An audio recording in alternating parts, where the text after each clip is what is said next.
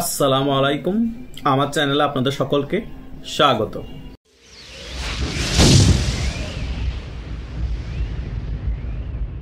বাংলা একটি প্রবাদ আছে, অল্প বয়সে পাকিলে বাল, দুঃখ থাকে চিরকাল।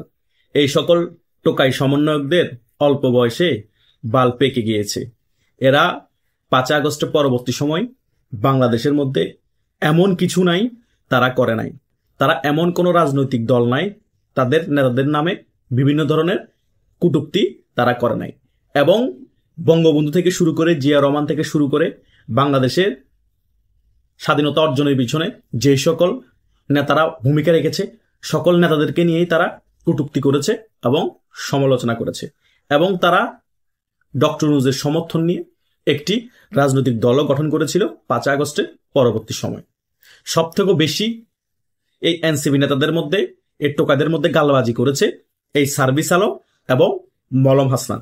তারা নিজেদেরকে বাঘ মনে করা শুরু করে দিয়েছে বাংলাদেশের রাজনীতিতে 5 আগস্টের পরবর্তী সময়। তারা এমন এমন বক্তব্য দিত যেন মনে হতো বাংলাদেশটা তাদের হাতের পুতুল, বাংলাদেশে তারা যাই বলবে তাই হবে। কিন্তু যখন জনগণ 5-6 মাস পরে বুঝতে পেরেছে তারা গালবাজি করে করে বাংলাদেশের সকল সেক্টর ধ্বংস করে দিচ্ছে এবং সকল বড় বড় ব্যবসায়ীদের কাছ থেকে চাঁদাবাজি করছে, লুটপাট করছে, ধান্দাবাজি করছে এবং দেশের টাকা বিদেশে পাচার করছে, তখন জনগণ আস্তে আস্তে তাদেরকে প্রতিহত করা শুরু করে এবং গণধোলাই দেওয়া শুরু করে। যখন জনগণ প্রত্যেক জায়গায় তাদেরকে গণধোলাই এবং প্রতিহত করা শুরু করে, তখন তারা আস্তে আস্তে তাদের ভয়েসের টোন ছোট করতে শুরু করে। এবং বিএনপিরও যখন কিছু নেতাকর্মী তাদেরকে উত্তম মধ্যম দেওয়ার জন্য চেষ্টা করে, তখন আবার বিএনপির বিরুদ্ধে কথা বলা আস্তে আস্তে কমিয়ে দেয় এই মলম হাসনাত এবং সার্ভিস আলম। তখন আবার বিএনপির বিরুদ্ধে কথা বলা শুরু করে ডারবিন আসিস। তাদের রাজনীতিটা হচ্ছে যখন কেউ খুব বেশি প্রেসারে পড়ে যায় গালবাজি করতে করতে, তখন সে কিছুদিন স্টপ থাকে, তারপরে আবার এনসিপি আরেক নেতাকে দিয়ে ওগুলো বলায়। এখন ডারবিন আসিফ বিএনপির বিরুদ্ধে কথাগুলো শুধু বলেই যাচ্ছে, সমালোচনা করেই যাচ্ছে। এই হচ্ছে যে এনসিপির বাস্তব রাজনীতি।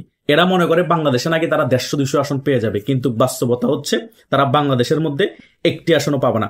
বরং যখন নির্বাচনে প্রচার প্রচারণা করতে যাবে তখন জনগণই তাদেরকে গণধোলাই দিবে। তারা নির্বাচনের প্রচার প্রচারণা করতে পারবে না। তারা আছে 150 আসন নিয়ে। তারা পথে পথে এখন লাথি খাচ্ছে। তাদেরকে জামাত ইসলামী ব্যবহার করে এখন ডাস্টবিনে ফেলে দিয়েছে। তারা বিএনপির কাছে গিয়েছে আসন ভাগাভাগির জন্য অন্তত 6টা বা 10টা আসন দিতে। তাদের যারা মেইন নেতা আছে এনসিপির, তারা যাতে এমপি হতে পারে সেটাও বিএনপি রাজি হয়নি। তারা এখন বাঘ থেকে বিড়াল হয়ে গিয়েছে, এখন মেও মেও করছে এই মলম হাসনাত এবং সার্ভিস আলম। তারা ভালো করে বুঝতে পেরেছে যদি ফেব্রুয়ারিতে নির্বাচন হয়ে যায়, বিএনপি যদি ক্ষমতায় চলে আসে, তাদের একটারও পাশার চামড়া পিঠের চামড়া রাখবে না। সে যেই হোক মায়ের উপর রাখবে। বিএনপি সিনিয়র নেতাকর্মীদেরও কথা শুনবে না। যারা তৃণমূল নেতাকর্মী আছে যেখানেই পাবে সেখানেই গণধোলাই দিবে এই মলম হাসনাত, এই সার্ভিস আলম, এই ডারবিন আসিফ এবং আর অন্যান্য যে সকল টোকাই সমন্বয়ের নেতারা আছে তাদেরকে। তারা এখন বাঁচার শেষ চেষ্টা চালিয়ে যাচ্ছে। তারা মুখে নির্বাচনের প্রচার প্রচারণার কথা বলল, তারা বিভিন্ন জায়গায় প্রার্থী দেওয়ার প্ল্যানিং করলো, তারা ভিতরে ভিতরে চাচ্ছে জামাতের সাথে শেষবারের মতো আতাত করে ডক্টর ইউনূস গংশ, যাতে নির্বাচন কোনোভাবে বানচাল করে আরো 1-1.5 বছর পিছানো যায়। কারণ তাদের কোনো ওয়ে নাই। ফেব্রুয়ারিতে নির্বাচন হলে তারা একে তো গণধোলাই খাবে নির্বাচন প্রচারণা করতে গিয়ে, দ্বিতীয়ত তারা কোনো আসন পাবে না, তৃতীয়ত বিএনপি ক্ষমতায় আসার পরপরই এনসিপি দলটা বিলুপ্ত হয়ে যাবে। হয়তো জামাত থাকবে বিএনপির বিরুদ্ধে রাজনীতি করার জন্য, আর কোনো রাজনৈতিক দল স্ট্রংলি থাকবে না যদি আওয়ামী লীগ আন্দোলন সংগ্রাম করে জাতীয় পার্টিকে নিয়ে ফিরে আসতে না পারে। আর যদি নির্বাচনের আগে আওয়ামী লীগ আন্দোলন সংগ্রাম করে নির্বাচন বানচাল করতে পারে, তাহলে তো একটি নির্দলীয় তত্ত্বাবধায়ক সরকারের আন্ডারে নির্বাচন হবে। সেই নির্বাচনে আওয়ামী লীগ জিতার সম্ভাবনা বেশি। হয়তো আওয়ামী লীগ হেরেও যদি যায় 100 আসনের উপরে পাবে, বিএনপি হয়তো সরকার গঠন করলো 145 বা 40টা আসন পেতে পারে। জামাতের সাথে আবার জোট করতে হবে ঘুরে ফিরে সরকার গঠন করার জন্য। এই হচ্ছে যে বাস্তব পরিস্থিতি। এখানে এনসিপি কোনো বিষয়ই না। আর এখানে ফাফরবাজি করতেছে নাহিদ ইসলাম। 10 বছরের ভিতরে নাকি এনসিপি ক্ষমতা আসতে না পারলে রাজনীতি ছেড়ে দিব। সে ভালো করেই জানে যে এনসিপি 10 বছরের ভিতর জীবনে ক্ষমতাও আসতে পারবে না। 10 বছরের ভিতর যতবার নির্বাচন হবে একটা আসন জিততে পারবে না। এমনিতে তার রাজনীতি ছেড়ে দিতে হবে। তাই সিস্টেমেটিক ভাবে ঘুরিয়ে বলেছে যে আমরা 10 বছরের ভিতর ক্ষমতায় না আসতে পারলে রাজনীতি ছেড়ে দিবা আমি? তুমি তো এমনি রাজনীতি ছেড়ে দিবা আগামীতে ফেব্রুয়ারিতে নির্বাচন হলে, যদি বিএনপি ক্ষমতায় আসে। রাজনীতি ছেড়ে না দিলেও বাধ্য হবা বাংলাদেশ থেকে পালিয়ে যেতে। আওয়ামী লীগ আসা লাগবে না, বিএনপির কর্মীরা মায়ের উপর রাখবে এ পেটলা নাহিদকে। তুমি যে পরিমাণ তথ্য মন্ত্রণালয়ের উপদেষ্টা থেকে যে পরিমাণ টাকা হাতিয়ে নিয়েছো, টাকা হাতিয়ে নিয়ে খাইতে খাইতে পেটের যে অবস্থা ভুরি বানিয়েছো, তোমার আর রাজনীতি করা লাগবে না 100 বছর। তোমার 14 খানদানও আর রাজনীতি করা লাগবে না। এই টোকাই আসিফ মাহমুদেরও সেম অবস্থা, আর রাজনীতি করা লাগবে না। 14 খানদান আর কেউ কোনো চাকরি ব্যবসা বাণিজ্য না করলেও বসে বসে 100 বছর খাইতে পারবে, এত পরিমাণ টাকা লোপাট করেছে তারা। তাদের এখন রাজনীতিটা ছিল কি জন্য? 5 আগস্ট পরবর্তী সময় ছিল জাস্ট রাজনীতিটা একটা তাদের ট্যাগ লাগানোর জন্য, আর এটা ব্যাংকের মতো করে মানুষকে দেখানোর জন্য যে আমরা একটা রাজনৈতিক দল এনসিপি। এটা লাগিয়ে লাগিয়ে বিভিন্ন জায়গায় চাঁদাবাজি করবে তারা, বিভিন্ন জায়গায় তারা টেন্ডার বাণিজ্য করবে। ওটা করে এখন হাজার হাজার কোটি টাকা মালিক হয়ে গিয়েছে সকল এনসিপির টোকাই নেতারা। কথা বুঝেন নাই? এটাই হচ্ছে বাস্তবতা। তাই জনগণ তাদের উপর অনেক বেশি প্যাডা হয়ে আছে। এতদিন তাদেরকে ভালোভাবে ধরতে পারা নাই, প্রোটেকশন নিয়ে চলাফেরা করতো, পুলিশ নিয়ে চলাফেরা করতো, কিন্তু নির্বাচনের টাইমে তো প্রচারণা করার জন্য যাইতে হবে সবার কাছে। তখন বাইক তোমাদেরকে প্রোটেকশন কে দিবে? যারাই তোমার পাশে থেকে প্রচারণা করবে তারাই তোমাকে জায়গা বরাবর পেলে গণধোলাই দিয়ে মেরে ফেলবে। এটাই হচ্ছে রিয়েলিটি।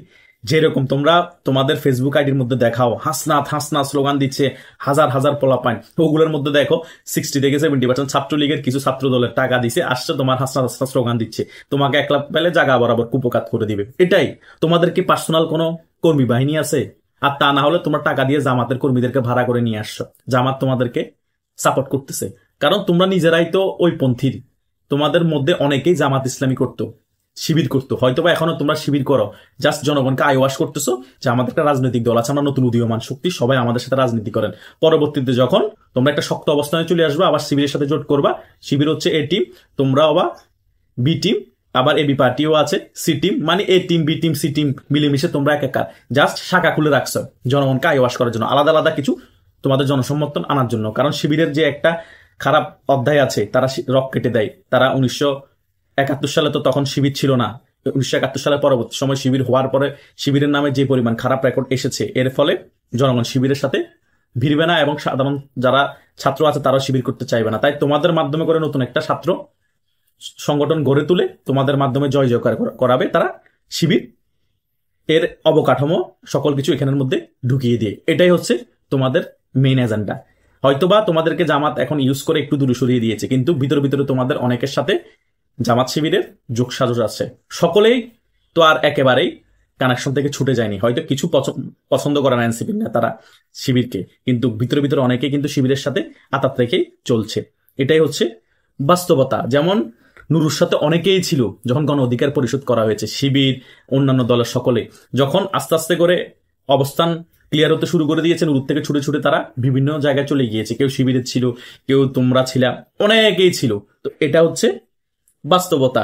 শিবিরের প্রত্যেক দলের ভিতরে লুঙ্গির তলে ছিল। গণ অধিকার পরিষদ এত ছোট দল, এখানে পর্যন্ত তাদের ভিতরে ঢুকে গিয়েছিল। মানে কোন জায়গায় শিবির ছিল না? এখনো কিন্তু এনসিপির মধ্যে শিবির আছে, গণ অধিকার পরিষদের মধ্যে শিবির আছে, বিএনপির মধ্যে আরো বেশি ঢুকে গিয়েছে শিবির, কারণ বিএনপির এখন অবস্থান ভালো। আওয়ামী লীগ থেকে এখন ছুটে গিয়ে কিছু কিছু বিএনপির এখানে ঢুকছে, কিছু গণ অধিকার পরিষদ, কিছু অন্য দলে, কিছু এনসিপিতে। এটাই হচ্ছে শিবিরের মেইন কাজ। আর তোমরাও যে শিবিরের বলয়ের বাইরে, সেটাও আমরা একেবারে শিওরলি বলতে পারবো না। তাই যতই তোমরা নিজেদেরকে বাঘ মনে করেছো, যতই তোমরা নিজেরা বাঘের গর্জন দিয়েছো, কোনো ফায়দা নেই। একটা আসনও পাবা না, কখনো তোমরা ক্ষমতায় আসতে পারবা না, বরং নির্বাচিত সরকার আসলে মায়ের উপর থাকবা, তোমাদের রাজনৈতিক দলও ভ্যানিশ হয়ে যাবে। সেটা নাহিদ ইসলামের কথাই আমরা ক্লিয়ার হয়ে গিয়েছি। 10 বছরের ভিতর ক্ষমতা না আসতে পারলে আমি রাজনীতি ছেড়ে দিব, মানে সত্যিকারের সে রাজনীতি ছেড়ে দিবে। সে ভালো করে জানে এনসিপির ভবিষ্যৎ না, এনসিপি কখনো ক্ষমতাও আসবে না, এনসিপি কখনো একটা আসনও জিততে পারবে না। কথা বুঝেছ? গালবাজি করে ফিল্ড গরম করা যায়, গালবাজি করে ক্ষমতায় আসা যায় না। জনগণ তোমাদেরকে যেখানেই পাবে সেখানেই গণদোলাই দিবে। তোমরা গণদোলাই খাওয়ার জন্য প্রস্তুত হও বাংলাদেশে, যদি তোমরা নির্বাচনী প্রচারণা চালাতে চাও। আর তা না হলে নির্বাচনের আগেই গাট্টিগোট্টা নিয়ে বিদেশ পালিয়ে যাও, সেটাই তোমাদের জন্য মঙ্গলজনক, তোমাদের ফ্যামিলির জন্য মঙ্গলজনক। কারণ নির্বাচনের পরই অ্যাকশন শুরু হয়ে যাবে তোমাদের উপর আগে, তারপর আওয়ামী লীগের হিসাব আসবে। কথা বুঝো না? কারণ তোমরা ছোট দল, তোমাদেরকে মারতে সুবিধা হবে, তোমরা প্রতিবাদ করারও সুযোগ পাবে না। কারণ ডক্টর ইউনূস তোমাদের এতদিন ছায়া ছিল বা এখনো আছে, সে কারণে তোমরা এখনো গালবাজি করতে পারতেছো, মোটামুটি বিড়ালের মতো ম্যাও ম্যাও হলেও করতে পারতেছো। কিন্তু বিএনপি যদি ক্ষমতায় চলে আসে নির্বাচনের পর, ওই ম্যাও ম্যাও করারও সুযোগ নাই, তোমাদেরকে মেয়ের টিকটিকি বানিয়ে দিবে। আর কিছু তো নির্বাচনের আগে হয়তো বিদেশ পালিয়ে যাবে, আর কিছু নির্বাচনের পরবর্তী 1 সপ্তাহের মধ্যে বিদেশ পালিয়ে যাবে। এটাই হচ্ছে রিয়েলিটি। তাই বাঁচার শেষ চেষ্টা তোমরা চালিয়ে যাও, কিছু করার নাই আর। ধন্যবাদ সকলকে। কারো যদি কোনো মন্তব্য থাকে আপনারা কমেন্ট করে জানাতে পারেন।